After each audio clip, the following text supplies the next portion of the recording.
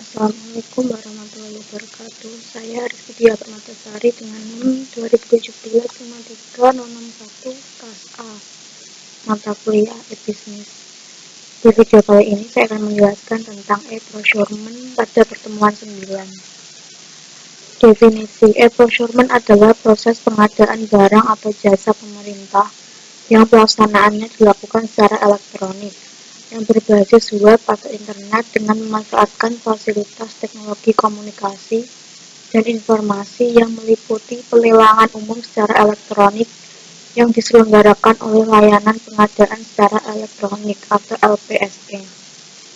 Tujuan e-procurement sendiri yang pertama meningkatkan transparansi dan akuntabilitas, yang kedua meningkatkan akses pasar dan persaingan usaha yang sehat.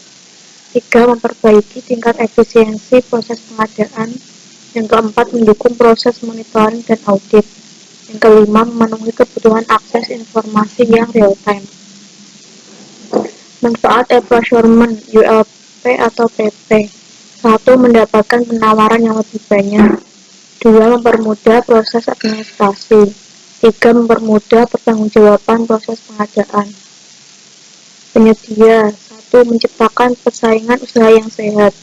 2. Memperluas peluang usaha. 3. Membuka kesempatan pelaku usaha mengikuti lelang. Yang keempat, mengurangi biaya transportasi untuk mengikuti lelang. Masyarakat. Memberikan kesempatan masyarakat luas untuk mengetahui proses pengadaan. Konsep penerapannya yaitu pemberlakuan SKK dan SKP.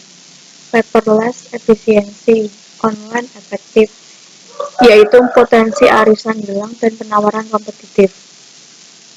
Transparan dan dapat diakses publik, akuntabilitas publik, pembatasan perolehan pekerjaan atas dasar kemampuan teknis dan keuangan, potensi proyek alami kemacetan menurun. Indikator keberhasilan e-procurement. Indikator keberhasilan tujuan, jumlah kasus KKN pada proses pengadaan barang atau jasa kecil. Indikator keberhasilan sasaran, efisiensi anggaran tinggi, efisiensi waktu, cepat dan tepat waktu, dan efisiensi SDM rendah. Jumlah penyedia barang atau jasa berpartisipasi di pengadaan besar. Jumlah penyedia barang atau jasa dari luar daerah besar. Jumlah temuan BPK pada proses pengadaan barang atau jasa kecil. Adanya media informasi atas proses pengadaan yang diakses publik, ada dan efektif. Konsep penerapan e-procurement. Menetapkan jadwal mengevaluasi penawaran. Kemudian menyusun AE dan menyusun dokumen lelang. Sedangkan penyedia barang atau jasa melihat nilai penawaran dan mendownload dokumen lelang, memilih paket pekerjaan dan menghitung penawaran. Kendala umum e-proc. 1. Sulit mengubah budaya kerja dari manual ke elektronik. 2. Sulit membiasakan diri bekerja berdasarkan standar operasional dan prosedur ketat atau SOP berdasarkan Kepres 80 atau 23 atau Peraturan Pemerintah Nomor 4 2010. Curiga dan takut akan hilangnya tambahan pendapatan dari model atau mekanisme kerja lama, internal dan eksternal sama. Penyakit KKN sudah berjalan sistemik. Dampak positif, jadi efisiensi terhadap biaya proses sampai dengan 80% karena kertas kerja terkurangi, terhadap penawaran antara 20% sampai 25%. Terkuranginya waktu yang dibutuhkan dalam proses pengadaan barang atau jasa, sehingga paket-paket proyek berjalan relatif lebih tepat waktu. Proyek lanjutan atau luncuran menurun, layanan publik terjaga. Panitia pengadaan dapat melakukan evaluasi, kualifikasi, dan evaluasi penawaran dengan cepat dan akurat. Terwujudnya respon yang cepat terhadap pertanyaan serta klarifikasi selama proses lelang. Berkurangnya kebutuhan personil yang terlibat dalam penerimaan, pencatatan, maupun pendistribusian persyaratan administrasi lelang. Terciptanya rantai audit dalam rangka transparansi dan menilai integritas pihak-pihak yang terkait proses lelang, atau akuntabilitas terjaga.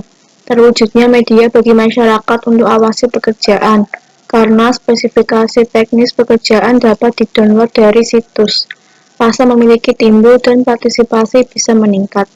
Tidak ada temuan BPK yang berasal dari proses pengadaan barang atau jasa. Arah pengembangan approach daerah e-searching sebagai katalog elektronik rujukan standar teknis barang atau jasa publik bagi para user. Salah satu search harga pasar untuk OE dikembangkan dengan prinsip Supply Chain Management atau SCM. Procurement sebagai pemenuhan lifestyle para user yang mempunyai mobilitas tinggi.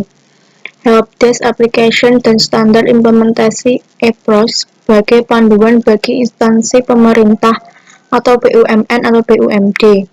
Software IKP atau infrastruktur kunci publik dan pembentukan lembaga CA sejalan implementasi Undang-Undang ITE, informasi dan transaksi elektronik yang mewadahi penggunaan tanda tangan elektronik.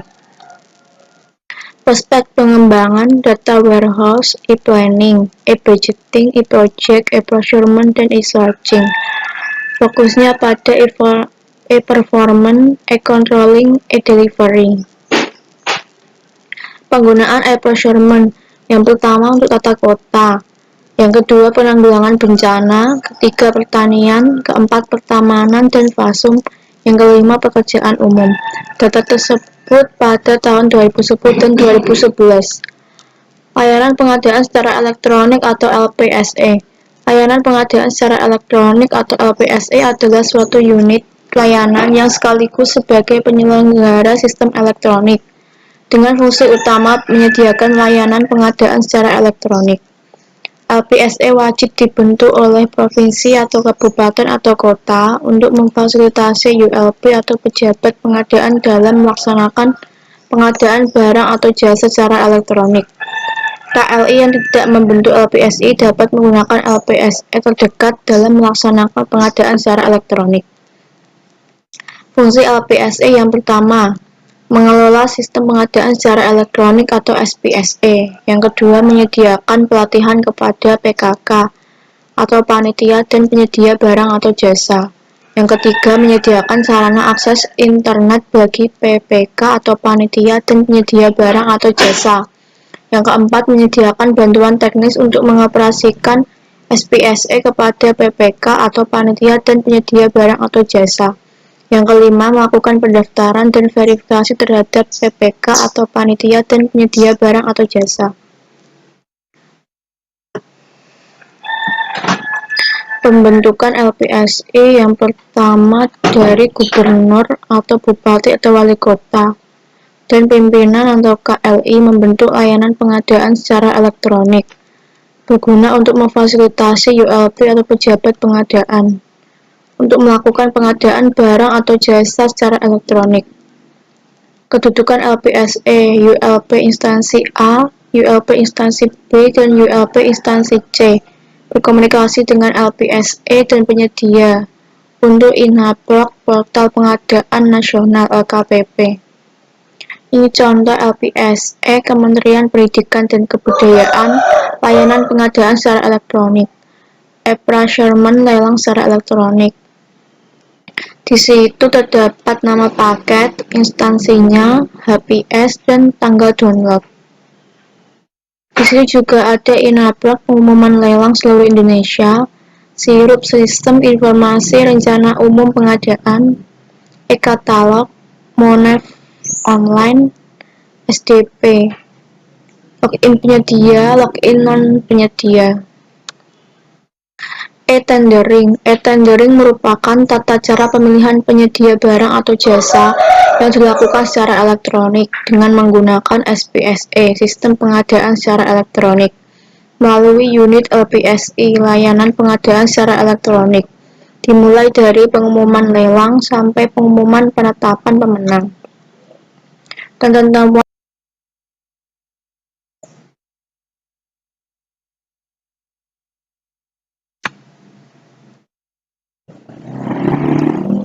Ketentuan umum e-tendering. Yang pertama, ruang lingkup e-tendering meliputi proses pengumuman pengadaan barang atau jasa sampai dengan pengumuman pemenang.